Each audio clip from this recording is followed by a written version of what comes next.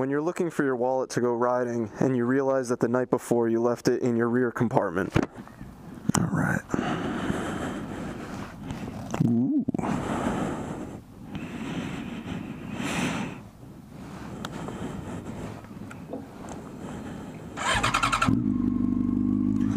We'll let it warm up a second. So I got this bike a few weeks ago off Craigslist. It's a 2005 Yamaha R6. Yes, it is my first bike, and I'm sure I'm going to hear a lot of, you shouldn't have started on a super sport. It was a bad idea. Well, let me tell you this. I got my license 3 years ago, and I originally planned on starting on a 250, and then the next summer I saw the Honda 500R, and I wanted to get on that bike. And then by this summer, I was like, I've been riding for so long, why not just start on the bike you wanted? And so far, it's treated me pretty well. Yes, the bike has a ton of power. I don't really plan on using the power unless I need to get away from someone or an accident. But, I'm a little dirty, I guess.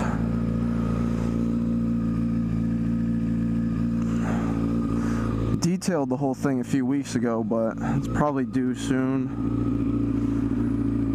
Is it warmed up yet? Nah, good enough. Alright, let's go for a quick ride.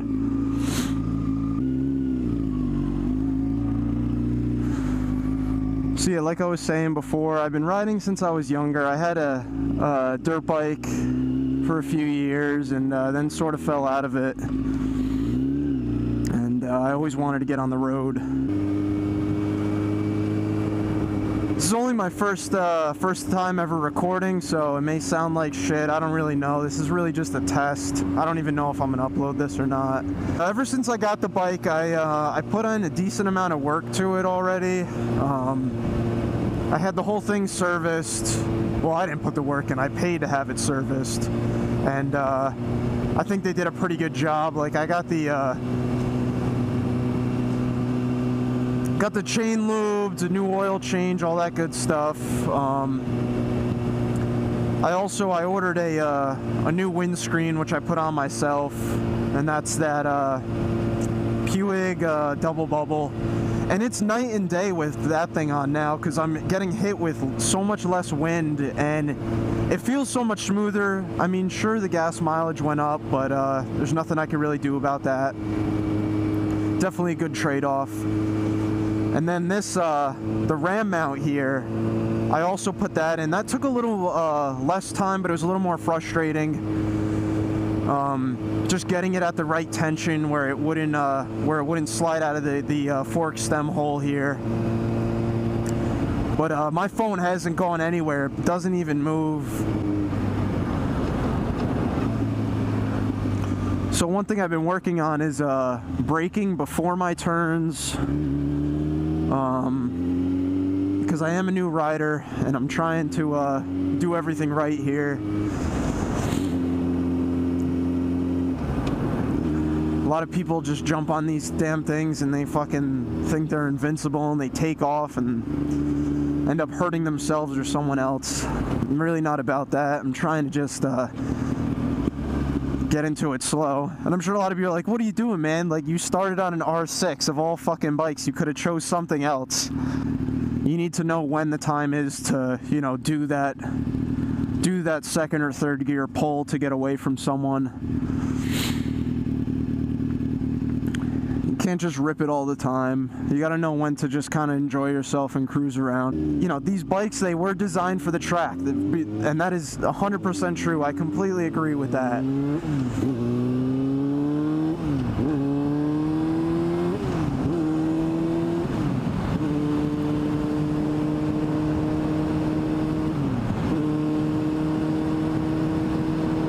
So,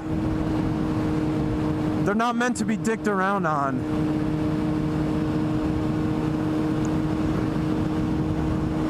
I know I want to get into motovlogging, I just haven't had the time lately.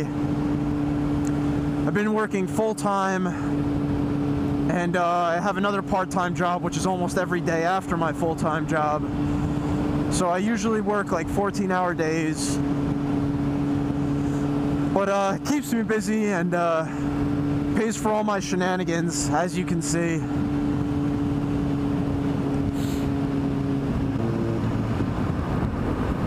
Probably could have made that, but we chillin' today. We straight chillin'.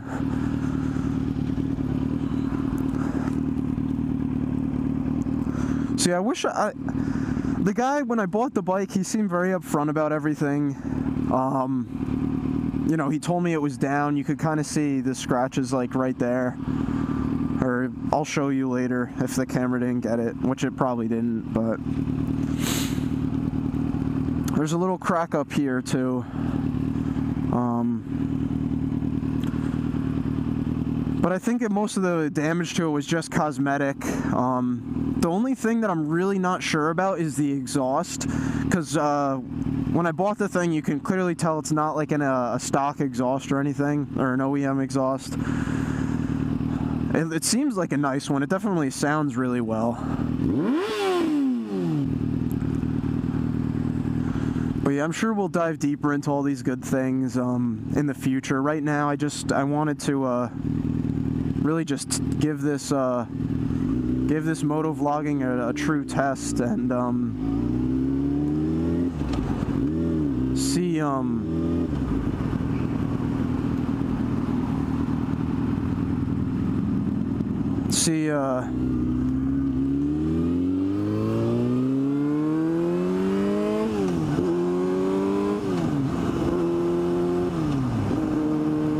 see if it's something that I really want to invest my time into. And I think I do. It's something I love. There's something about bikes that are just so euphoric to me, and they almost spiritual. I don't fucking know. But I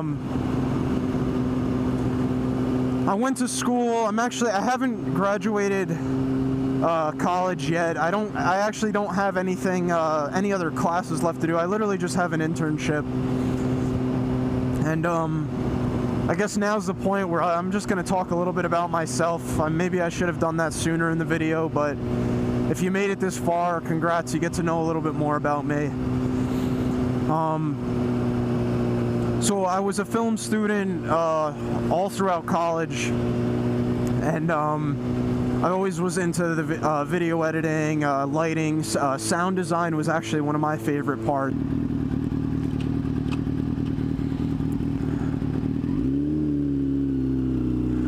So that was my major. My major was digital media production. And my minor was communication studies, which was a fantastic combination. I always wanted to get into producing film, but that could come later down the line. Who knows? I'm still doing some soul searching, still trying to figure out what it is I want to do. But all in time, you know, I see it as I'm still young.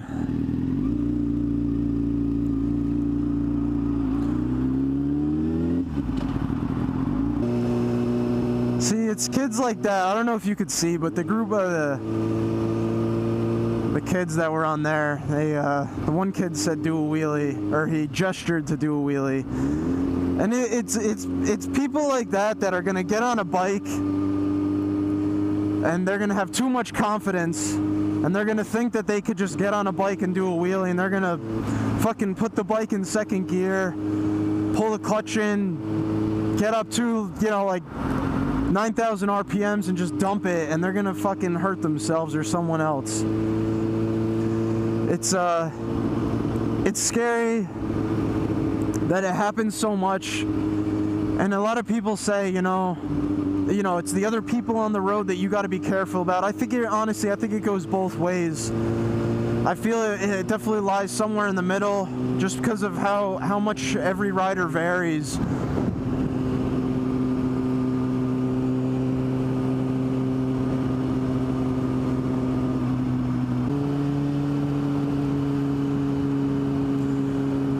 also been trying to do my best just to keep my distance from the cars in front of me, because you never know what they're gonna do. It's tough though, because if the person behind you, they just don't understand that it's not like you're going slow just because there's space between you and the car in front of you. So they ride your ass, and that's not good either. Luckily, most people where I live, they won't really do it unless you're on like the highway.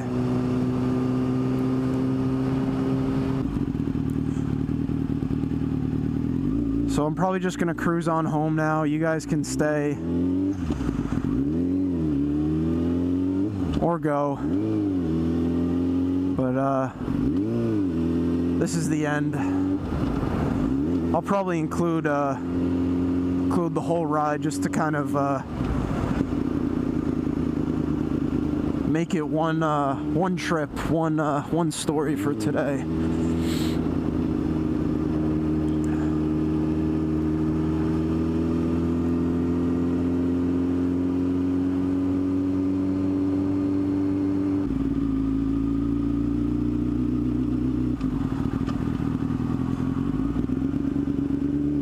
So if you guys got any tips for my riding, please give it to me.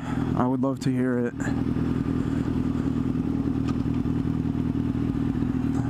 Just because I know it'll help me out a lot, and it's greatly appreciated.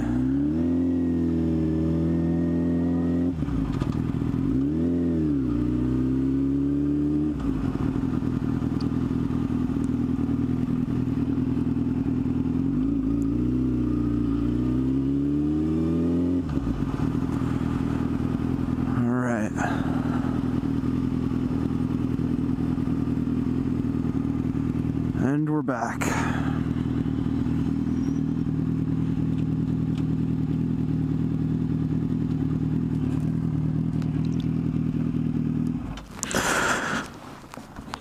Peace.